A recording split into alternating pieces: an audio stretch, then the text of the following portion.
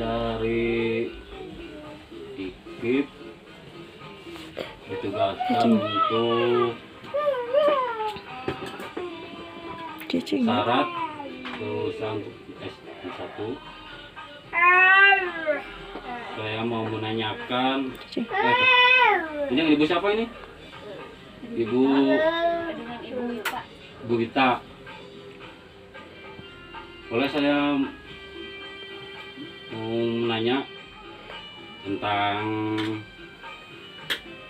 pendampingan ibu saat pembelajaran di masa pandemi.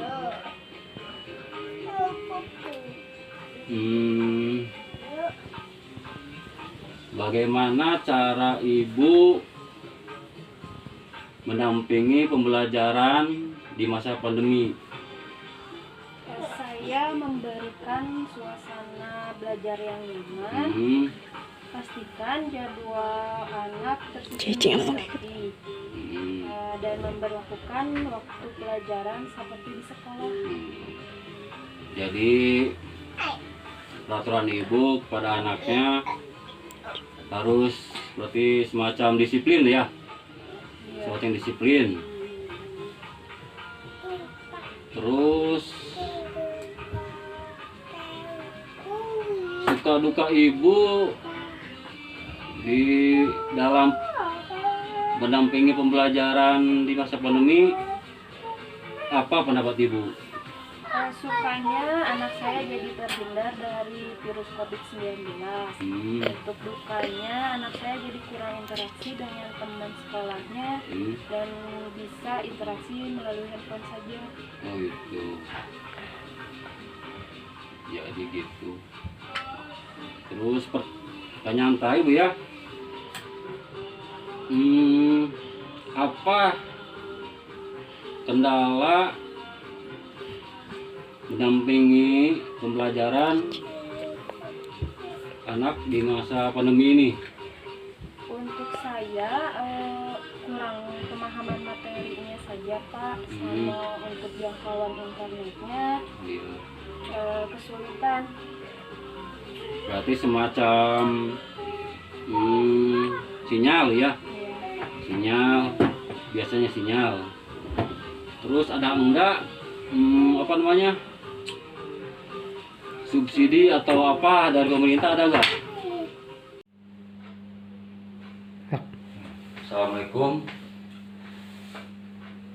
Saya sedang berada di kantor desa, wilayah Desa Teguh Mukti, Kecamatan Cisarua, dengan satu warga yang bernama Bapak Yopi. Bapak Yopi. Dengan datanya saya ke Bapak Yopi ingin menanyakan sesuatu tentang pembelajaran di masa pandemi ini. Bila saya menanya Pak ya. silakan.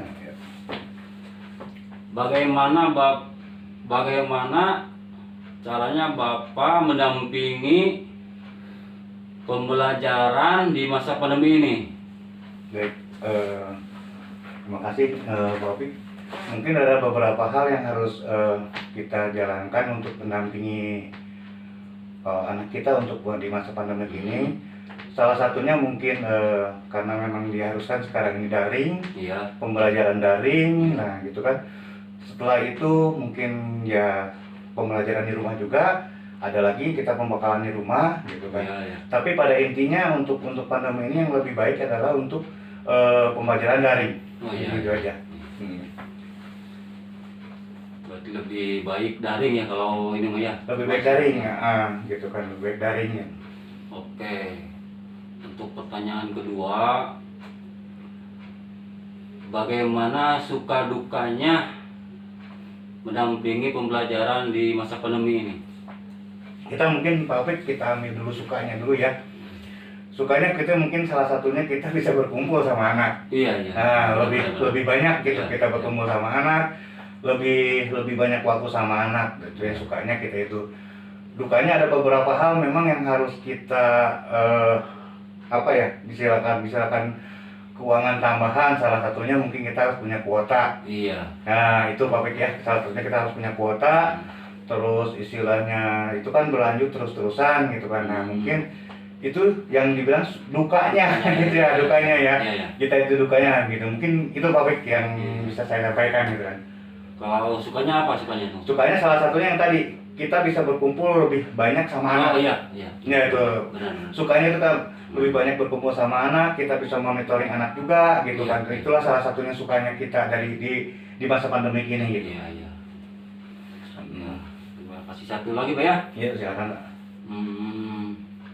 Apa kendala mendampingi pembelajaran di masa pandemi ini? Ada beberapa hal memang kendala untuk mendampingi anak sekolah. Salah satunya kita kan memang pembelajaran anak itu beda dengan masa kita ya. Iya, Makanya salah satunya itulah bahasa kita.